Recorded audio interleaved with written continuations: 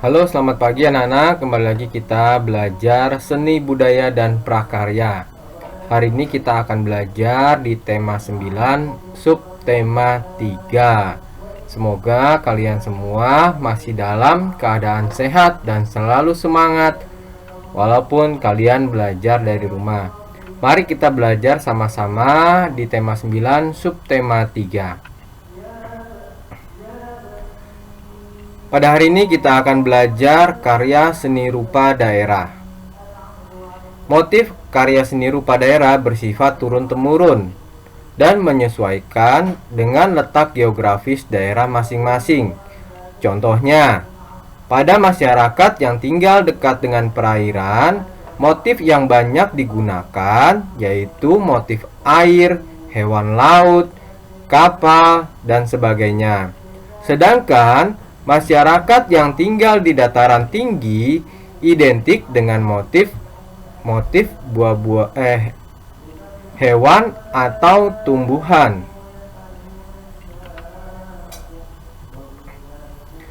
Ini contoh karya seni dari daerah. Karya seni rupa daerah ya. Yang ini yang pertama adalah karya seni lukis Kamasan, yaitu dari Bali. Kemudian yang kedua itu kerajinan wayang kulit dari Jawa.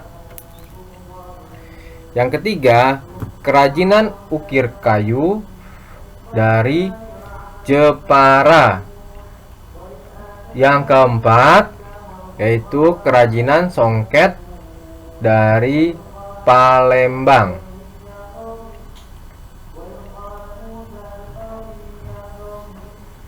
Membuat karya seni rupa.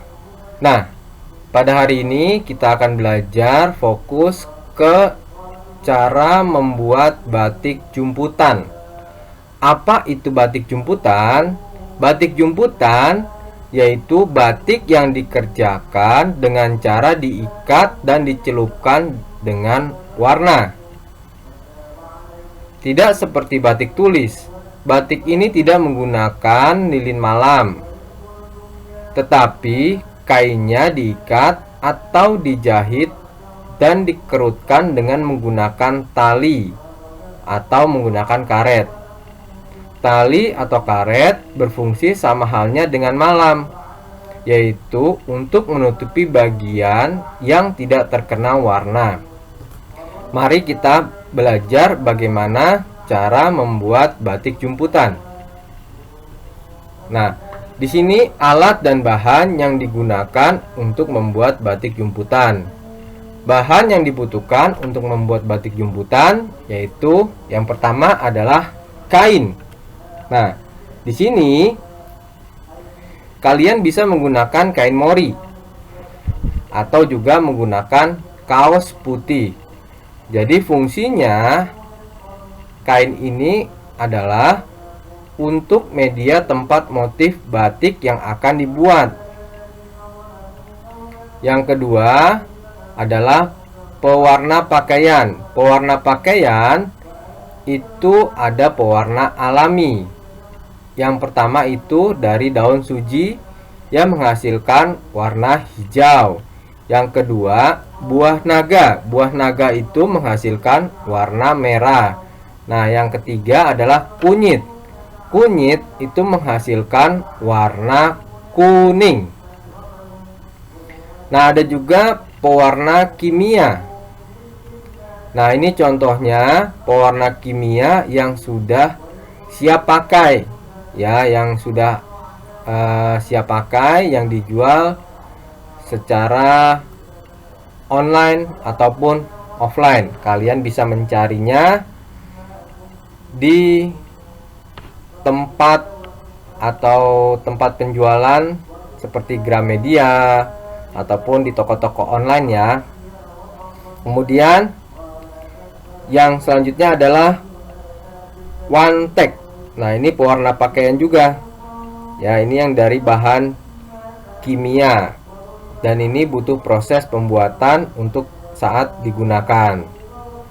Nah, pewarna ini berfungsi untuk memberi warna pada kain batik sehingga menghasilkan gabungan warna yang menarik. Yang ketiga, garam. Yang keempat, cuka. Kalian pasti sudah tahu. Garam dan cuka itu berfungsi untuk memperkuat warna agar warna kain jumputan tidak mudah luntur. Jadi saat dicuci itu pewarnanya tidak mudah luntur atau tahan lama. Kemudian alat yang dibutuhkan untuk membuat batik jumputan.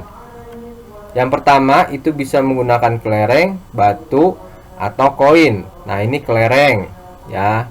Ini batu. Jangan batu yang besar, tapi batu yang kecil-kecil. Ataupun koin. Koinnya bisa koin 1000-an atau 200-an atau 500-an.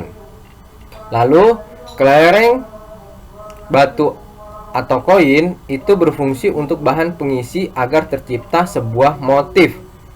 Jadi nanti ini digunakan untuk membuat motif. Yang kedua, karet gelang atau tali kasur. Nah, ini kalian pasti sudah tahu karet gelang, dan ini tali kasur atau benang kasur. Jadi karet gelang atau tali kasur berfungsi untuk mengikat bagian-bagian kain yang tidak diberi warna. Jadi nanti sebelum dicelupkan itu diikat dulu agar yang bagian diikat itu tidak terkena warnanya. Kemudian kompor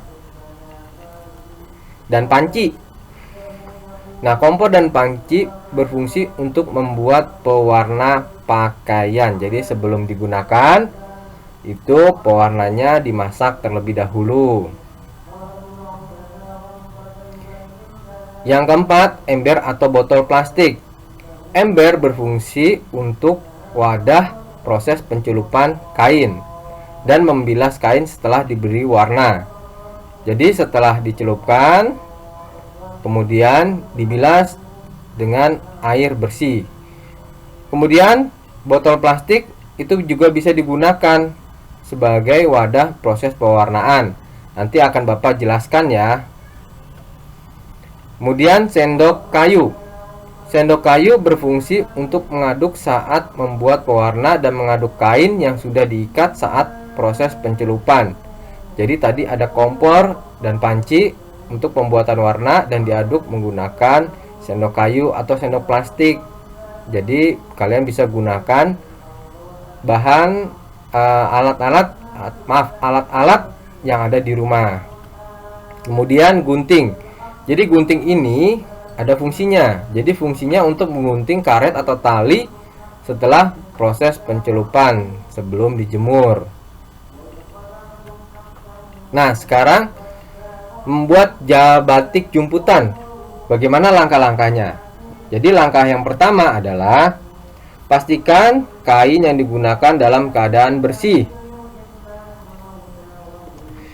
Yang kedua, buatlah bentuk motif dengan cara mengikat uang koin, kelereng, atau batu pada bagian kain menggunakan karet gelang, atau bisa juga tadi menggunakan tali kasur. Kemudian ikat secara kencang dan bentuk motif yang berbeda. Nah, ini ya. Jadi bisa diikat, di dalamnya diisi kelereng, atau bisa menggunakan koin, atau bisa menggunakan batu. Jadi gunakan alat yang ada di rumah. Diikat yang kencang agar nanti saat proses pencelupan warnanya tidak masuk ke dalam kain yang diikat. Kalau kendor itu warnanya akan masuk. Nah, ini yang kedua, itu juga proses untuk membentuk sebuah motif ya, dengan cara kainnya diputar kemudian diikat dengan karet gelang. Yang ketiga, ini motif yang ketiga. Kalau kalian membuat motif yang berbeda bisa seperti yang gambar yang ketiga, yaitu bisa kalian lihat ya. Di sini diikat menggunakan tali kasur. Jadi ikatnya harus kencang agar nanti dapat terbentuk motif pada kain yang akan kalian buat. Langkah yang ketiga, rebus air dalam panci sampai mendidih. Jika sudah mendidih, tambahkan pewarna. Yang tadi bisa menggunakan wantek, bisa menggunakan pewarna alami ya, dari daun suji atau dari kunyit, ataupun bisa juga dari buah naga yang sudah kalian ambil warnanya, yang sudah diproses ya, tentunya ya. Jangan langsung dicelupin, tapi diproses dulu untuk mengambil warnanya. Kemudian aduk sampai larut. Oh, jangan lupa diberi garam dan cuka dulu. Kemudian aduk sampai larut dan pindahkan ke ember ya. Setelah itu ya, pewarnanya sudah jadi, yang sudah dimasukkan ke dalam ember. Bisa kalian celupkan kain yang tadi sudah kalian ikat ya ke dalam pewarna tersebut. Nah, bisa dicelupkan seluruh kain jika ingin satu warna saja. Jika ingin batiknya memiliki beberapa warna, celupkan saja sebagian kain pada cairan warna pertama. Kemudian yang belum terkena warna dicelupkan dalam pewarna yang lainnya. Setelah itu diamkan selama 15-20 menit agar warna dapat merata ke seluruh kain dan warna melekat kuat. Jadi harus didiamkan. Nah, ini gambar kalau kalian mau satu warna langsung celupin saja semuanya ya, setelah kalian ikat buat motifnya. Atau juga kalau kalian mau motifnya berbeda, celupkan setengah, lalu setengahnya lagi dicelupkan. Lalu saat mencelupkan itu diamkan dulu, jangan langsung diangkat, supaya warnanya meresap ke dalam kain. Nah, kemudian yang kedua, ini adalah teknik yang berbeda ya. Jadi kalian masukkan ke dalam botol yang tadi sudah Bapak jelaskan di awal. Botol itu fungsinya juga untuk tempat pewarna. Jadi masukkan pewarnanya ke dalam botol. Kalian siapkan misalnya 3 warna atau 4 warna. Itu bisa menggunakan wantek ya, pewarna pakaian yang sudah kalian buat dengan cara tadi merebus ya di dalam air. Kemudian kalian semprotkan ke pakaian yang ingin kalian buat motifnya. Jadi setelah diikat karet gelang, kalian beri pewarna ya, pewarnanya sesuai dengan keinginan kalian. Jadi boleh silang, boleh beda-beda setiap ruas karet gerangnya. Jadi kalian buat sekreatif mungkin. Kemudian setelah selesai proses pencelupan atau tadi dengan teknik diberi warna dengan botol plastik, lalu kalau yang proses pencelupan itu kain lalu dibilas menggunakan air bersih ya. Sama, setelah kalian beri warna, kalian diamkan dulu, kemudian kalian bilas menggunakan air bersih. Jadi jangan langsung setelah diberi warna, jangan langsung dibilas ya, tapi diamkan dulu, kemudian kalian bilas dengan air bersih. Selanjutnya setelah kalian bilas, bisa kalian lepas semua ikatannya, peras kain dan jemur sampai kering ya, dijemur sampai kering. Setelah kering, kamu bisa setrika agar kain menjadi rapi. Nah, ini adalah beberapa contoh motif dari teknik batik jumputan. Nah, ini kaos yang dibuat dengan menggunakan teknik tadi disemprot dengan cairan pewarna yang dimasukkan ke dalam botol. Jadi medianya ini menggunakan kaos ya. Warnanya cantik kan? Ini bisa kalian coba di rumah ya, jika kalian ingin mempunyai kaos dengan motif batik jumputan. Kemudian ada juga membuat batik dengan batik teknik ini batik tulis ya, dengan batik perintang. Batik perintang adalah batik yang dibuat dengan cara menggunakan lilin malam sebagai perintang. Perintang yang dimaksud adalah yang dimaksud adalah perintang terhadap warna saat proses pencelupan, sehingga ketika kain dicelupkan, warna bagian yang diberi perintang atau lilin malam tersebut tidak terkena zat warna. Seperti tadi, kalau teknik jumputan itu diikat, tapi ikatnya harus kencang.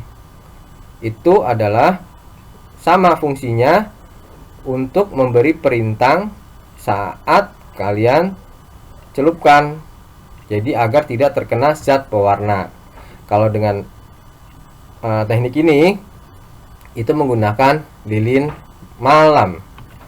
Nah, ini adalah alat-alat yang digunakan untuk membuat batik perintang, yang disebut juga dengan batik tulis.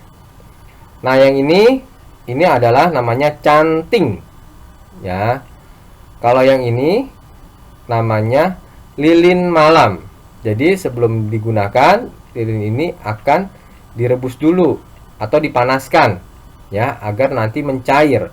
Lilin itu kalau kena panas ya, kalian sudah belajar tentang proses ya, perubahan bentuk dari padat menjadi cair. Nah, ini contohnya ya. Lilin malam itu juga bentuknya padat. Saat dipanaskan dia akan berubah menjadi cair. Kemudian ini wajan ya. Wajan itu untuk merebus lilin malam tersebut atau memanaskan lilin malam. Kemudian yang terakhir adalah, kalian sudah pasti tahu, ini adalah namanya kompor. Kompor itu bisa menggunakan kompor minyak ya. Jangan pakai kompor gas karena terlalu besar. Menggunakan kompor minyak, atau sekarang juga lebih canggih lagi karena ada teknologi menggunakan kompor listrik yang lebih kecil, atau juga bisa menggunakan kompor yang model portable yang kecil ya. Sekian pembelajaran kita pada hari ini ya. Kalian sudah mengenal karya seni rupa di setiap daerah berdasarkan letak geografisnya ya, di dataran tinggi atau di daerah dataran pantai itu beda motifnya. Kemudian tadi kita juga belajar bagaimana cara membuat batik jumputan dari alat, bahan, dan langkah-langkahnya. Kalian pelajari. Dan yang terakhir tadi adalah teknik batik perintang ya. Ada alat-alatnya juga, ada canting, ada lagi tadi lilin malam ya. Dan kalian juga harus tahu fungsi-fungsi dari setiap alat yang digunakan ataupun bahan yang digunakan di dalam membuat batik jumputan ataupun tadi membuat batik dengan teknik batik perintang. Itu ya. Kalau kalian belum jelas, kalian bisa lagi melihat buku cetaknya, buku penanya, atau boleh menonton video ini agar kalian dapat lebih memahami lagi materi di subtema 3 di tema 9 ini. Sekian penjelasan dari Bapak. Semoga apa yang Bapak jelaskan dapat menambah pengetahuan kalian, menambah ilmu kalian, agar dapat berguna dalam kehidupan sehari-hari. Salam sehat, salam semangat, Tuhan memberkati kita semua.